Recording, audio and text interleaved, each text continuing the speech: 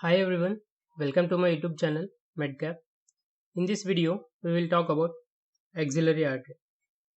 It is the main artery of upper limb.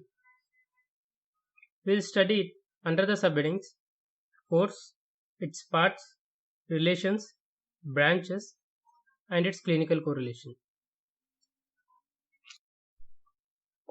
Firstly, we will see its course. It begins at the outer border of first rib as the continuation of subclavian artery and ends by becoming brachial artery at the lower border of teres major.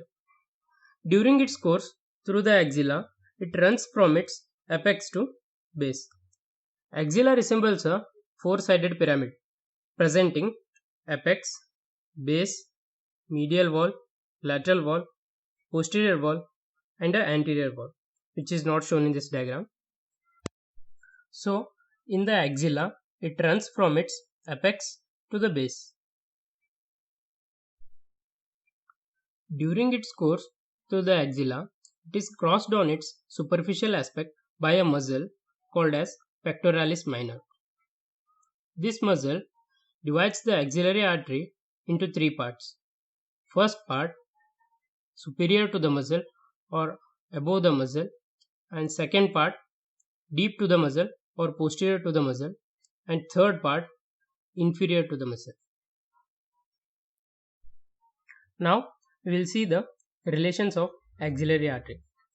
This diagram shows the relations of its first part, and this diagram of the second part, and this diagram of the third part.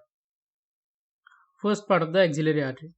Anteriorly, it is related to pectoralis major and a loop communicating between lateral and medial pectoral nerve. Posteriorly, it is related to medial cord of brachial plexus, long thoracic nerve, and serratus anterior. Medially, it is related to the axillary vein, and laterally to the lateral and posterior cord of brachial plexus. Second part of the axillary artery.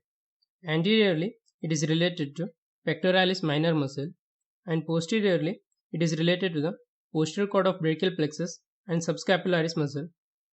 Medially, it is related to the axillary vein and medial cord of brachial plexus, and laterally to the lateral cord of brachial plexus. Third part, anteriorly, it is related to the medial root of median nerve. Posteriorly, it is related to the radial nerve, axillary nerve, and subscapularis and teres major muscles. Medially, it is related to the axillary vein, along with it, medial cutaneous nerve of forearm and the ulnar nerve. Laterally, it is related to the musculocutaneous nerve. Next, we will see the branches of axillary artery. One branch from the first part, that is superior thoracic artery, and two branches from the second part. Those are thoracoacromial artery and lateral thoracic artery, and three branches from the third part.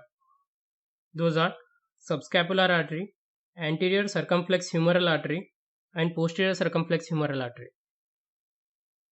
Firstly, we will see about superior thoracic artery. It is a very small branch and it passes between the pectoralis minor and major muscles. It supplies both of these muscles and also medial wall of the axilla. Thoracoacromial artery. It emerges at the upper border of pectoralis minor muscle. It gives rise to four branches. These are pectoral branch, deltoid branch, acromial branch, and clavicular branch. These you can remember by the code word प्यार दिल से आना चाहिए. P for pectoral branch, D for deltoid branch, A for acromial branch, and C for clavicular branch. Pectoral branch supplies the pectoral muscles. Deltoid branch, it runs in the deltopectoral groove, whereas the acromial branch, it forms the anastomosis over the acromion process of the scapula, and the clavicular branch supplies sternoclavicular joint and subclavius muscle. Next, we will see about the lateral thoracic artery, which is also called as long thoracic artery. It emerges at the inferior border of pectoralis minor muscle. It supplies the branches to pectoralis minor, pectoralis major, and serratus anterior muscles. In the females, this artery is large and it provides major supply to the breast through its lateral mammary branches. Next is the subscapular artery. It is the largest branch of axillary artery.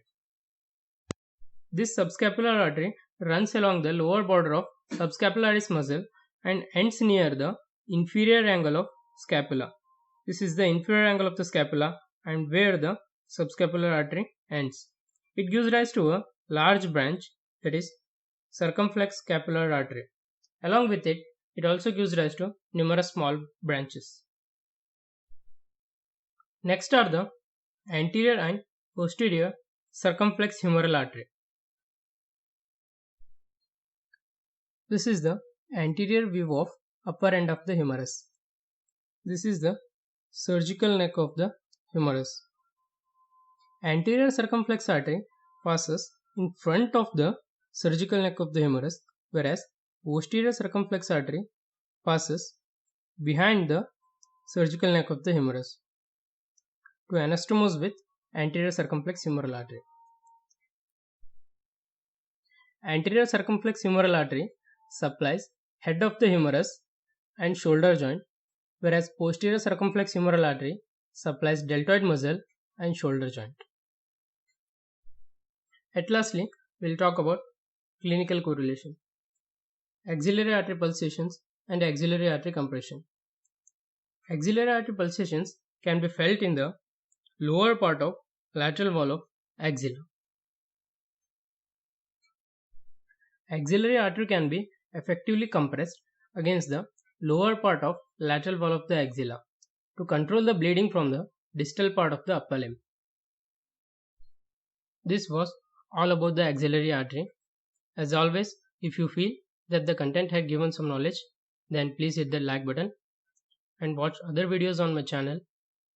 If you like the content, then please do subscribe to the channel for the notifications of upcoming videos.